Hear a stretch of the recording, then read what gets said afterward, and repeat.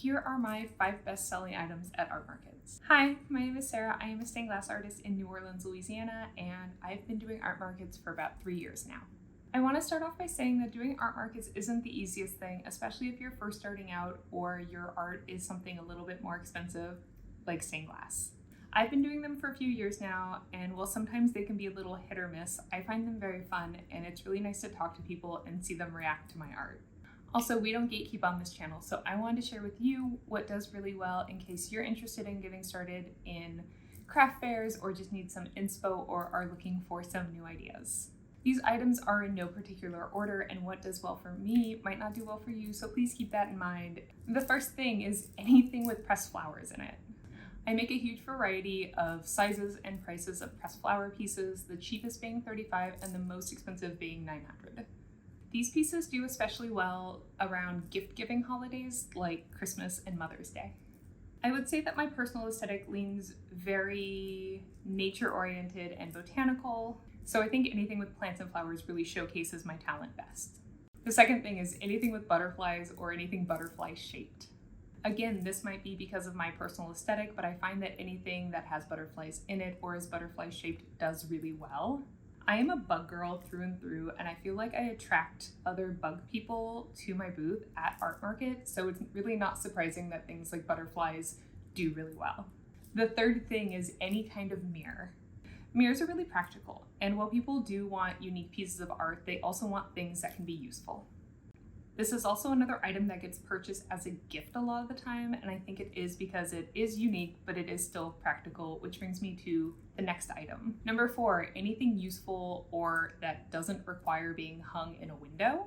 A comment I get a lot at our art market booth is, oh, this is beautiful, but I don't have a window to hang it in.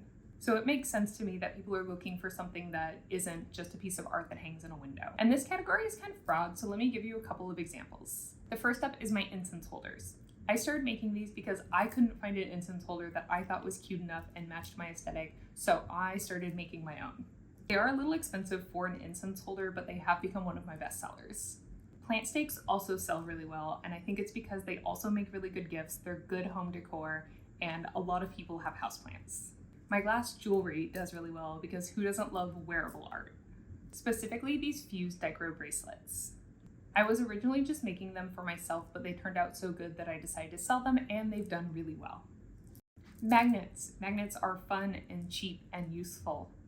We make most of ours with scrap, which helps not waste any of our leftover glass, which brings me to item number 5, and that's pretty much any item $20 or under. I think it's really important to have lower price items at your booth, especially if you do an art that costs a little bit more, like stained glass. If people come into your booth and they connect with you and they really like your art, but maybe they're not ready to commit to a bigger piece or spending a lot of money, having something smaller that they can take with them really helps build a really good customer base. Our magnets are probably our biggest under 20 seller, and a lot of people sort of impulse buy them when they're buying something else because we have them right in front of the area where people check out. The other bestseller in our under 20 category is mini moons. I sell these for $15 and sort of bulk make them with whatever glass I have laying around. And they're small enough to hang from like a rear view mirror of a car or in a smaller window. And this is another item that people impulse buy a lot. I hope this video has given you some inspiration if you do art markets or are looking to start doing art markets and craft fairs. If you're interested in more videos about art markets and craft fairs, please let me know and I will make more videos like this. And as always, if you have any questions, please leave them in the comments below. I do my best to respond to everything, and until next time, bye!